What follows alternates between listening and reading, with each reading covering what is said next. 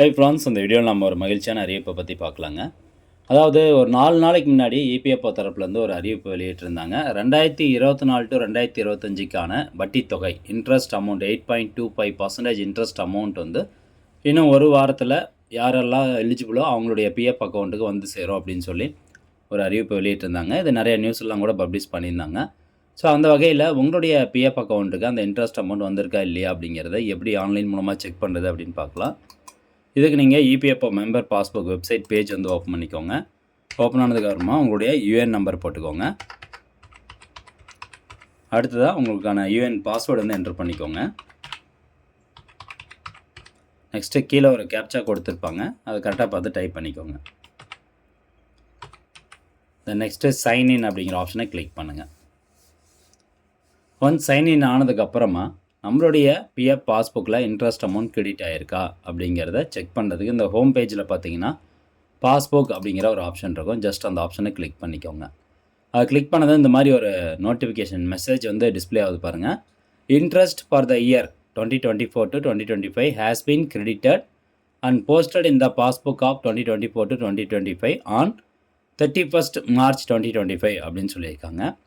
அதாவது 2024 to 25 நிதியாண்டு அப்படின்னா April 1லேருந்து 31 March 2025 வரைக்கும் உங்களுடைய பிஎஃப் பாஸ்புக்கில் எவ்வளோ அமௌண்ட் இருந்ததோ அதுக்கான இன்ட்ரெஸ்ட் அமௌண்ட் 8.25% கிரெடிட் பண்ணிட்டோம், நீங்கள் செக் பண்ணிக்கோங்க அப்படின்னு சொல்லியிருக்கிறாங்க. இதை செக் பண்ணுறதுக்கு இந்த மெம்பர் ஐடியை வந்து செலக்ட் பண்ணிக்கோங்க. எந்த பாஸ்புக்கு பிஎஃப் அக்கௌண்ட்டோ அந்த மெம்பர் ஐடியை வந்து செலக்ட் பண்ணிவிட்டு கீழே அப்படியே ஸ்க்ரோல் டவுன் பண்ணிட்டு வாங்க.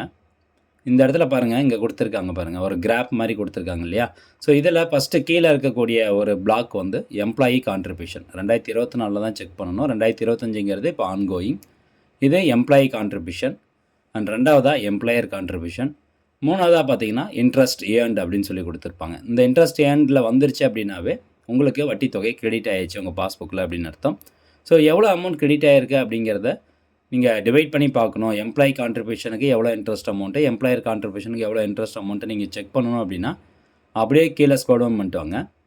இங்கே வந்து பாஸ்புக் கரண்ட் இயருக்கான பாஸ்புக் இருக்கும். இதில் 2024 அப்படிங்கிறத செலக்ட் பண்ணுங்கள்.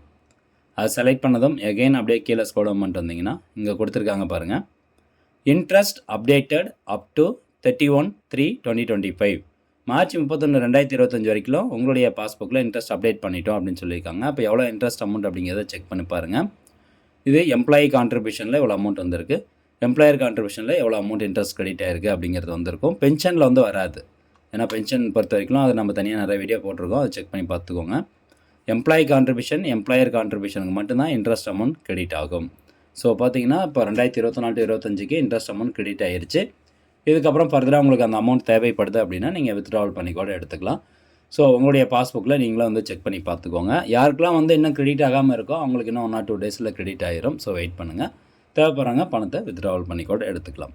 ஓகே ஃப்ரெண்ட்ஸ், இந்த தகவல் கண்டிப்பாக உங்களுக்கு பயனுள்ளதாக இருக்கும் அப்படின்னு நினைக்கிறேன். மீண்டும் அடுத்த ஒரு நல்ல பதிவில் சந்திக்கலாம். நன்றி, வணக்கம்.